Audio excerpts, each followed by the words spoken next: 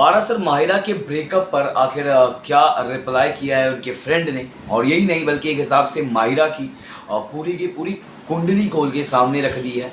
और किस तरीके से माहिरा जो है पारस को ट्रीट करती थी, या फिर आप ये कह सकते हो कि पारस के साथ माहिरा का जो नेचर था, जो बिहेवियर था, वो कैसा था, और पारस ने इतने समय तक कैसे खुद को कंट्रोल किया, किस तरीके से वो रहे माहिरा के साथ, और क्यों इनका ब्रेकअप हुआ है, किस वजह से हुआ है। और साथ ही साथ पारस के फ्रेंड का ये मानना है कि ब्रेकअप जो है वो माहिरा की ही वजह से हुआ होगा, लेकिन ब्रेकअप हो रहा है तो बहुत अच्छी बात है कि हुआ, क्योंकि पारस भी शायद इन सारी चीज़ों से तंग आ गया था जो हम देख सकते थे।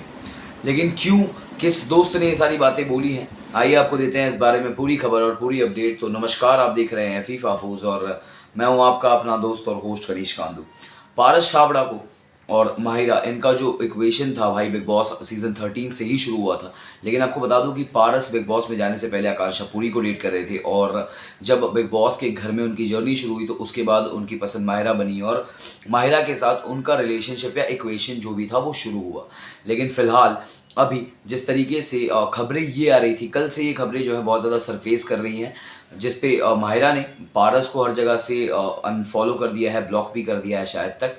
और यही नहीं बल्कि जो भी तस्वीरें थी उनकी और पारस की, वो भी माहिरा ने अपने अकाउंट से डिलीट कर दी है, जिस पर पारस का रिप्लाई तो यही था कि मुझे तो ये सब पता ही नहीं आखिर उसने क्यों ब्लॉक किया मुझे, या फिर क्यों तस्वीरें डिलीट की।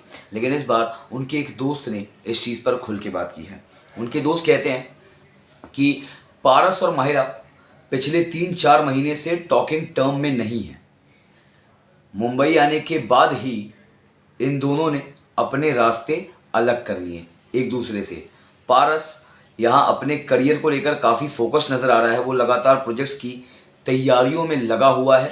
हाल ही में जब उनसे मुलाकात हुई तो उन्होंने मुझे अलगाव का कारण बताया। पारस माहिरा के ओवर पोजेसिवनेस से तंग आ चुके थे। माहिरा के कंट्रोल फ्रीक नेचर ने पारस को बहुत ही ज़्यादा परेशान कर दिया था। वो लगातार पारस पर रोक टोक लगाया करती थी।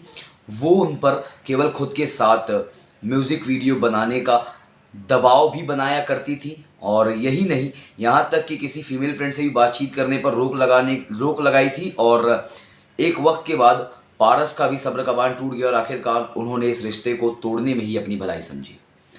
तो इस पर आपकी क्या राय है, हमें ज़रूर बताइएगा हमारे कमेंट सेक्शन में लिखकर। और इसी तरीके की और भी बहुत सारी अपडेट्स जानने के लिए बने रहिए हमारे साथ, यानी कि फीफा फूस के साथ।